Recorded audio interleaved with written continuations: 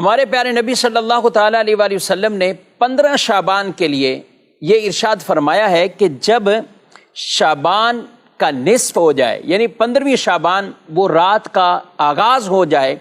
تو فرمایا فَقُومُوا لَيْلَهَا وَصُومُوا نَهَارَهَا، فرمایا اس کی رات میں تم قیام کرو اور اس کے دن میں تم روزہ رکھو، کہ یہ وہ رات ہے کہ جس میں اللہ پاک خصوصی طور پر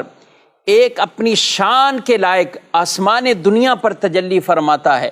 رب تبارک و تعالیٰ کی طرف سے اس رات میں ایک اعلان وہ کیا جاتا ہے، اور وہ اعلان یہ ہوتا ہے کہ ہے کوئی ایسا شخص کہ جو اللہ کی بارگاہ میں استغفار کرے کہ اس کی توبہ کو رب قبول فرمائے۔ سبحان اللہ۔ فرمایا ہے کوئی ایسا شخص کہ جو رزق مانگے اسے رزق دیا جائے، ہے کوئی ایسا جو کسی مرض میں مبتلا ہے، کسی آزمائش میں ہے، اللہ اسے عافیت عطا فرمائے۔ فرمایا یہ اعلان ہوتا رہتا ہے یہاں تک کہ طلوع فجر یعنی صبح کا وقت ہو جاتا ہے۔ دوسری روایت میں فرمایا قبیلہ بنی کلب کی بکریوں کے بالوں کی تعداد سے بھی زائد اللہ لوگوں کی اس رات بخشش مغفرت فرما دیتا ہے۔ اب ایسی بابرکت شب ہو، بابرکت ایسی رات ہو، آج افسوس سے کہنا پڑتا ہے کہ کچھ ایسی پوسٹیں چلا دیتے ہیں، ایسی تحریریں وائرل کرتے، کوئی فضیلت اس کی نہیں۔ ارے کوئی فضیلت اس کی نہیں،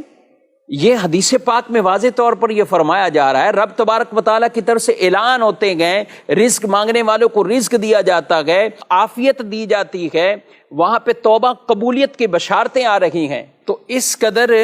برکتوں اور رحمتوں والی شب ہے، لوگوں کے رجحان عبادت کی طرف ہوتے ہیں، مسجد کی طرف ہوتے ہیں، آتے ہیں لوگ مسجدوں میں، ایک رونقیں اس طور پر قیام کرنے والے، عبادت کرنے والے، ذکر و اذکار کرنے والے، دین کی باتیں سیکھنے والے، سکھانے والے، یعنی گویا کہ کہیں کہ مسجد کے اندر ایک آبادی کا سلسلہ ہوتا ہے، مسجدیں آباد ہو رہی ہوتی ہیں، لیکن اس کے باوجود کوئی ایسی تحریریں چلا دیتے ہیں، اس کی کوئی حقیقت نہیں ہے۔ اس رات میں عام بھولے بھالے مسلمان بیچارے ان کو پڑھ کر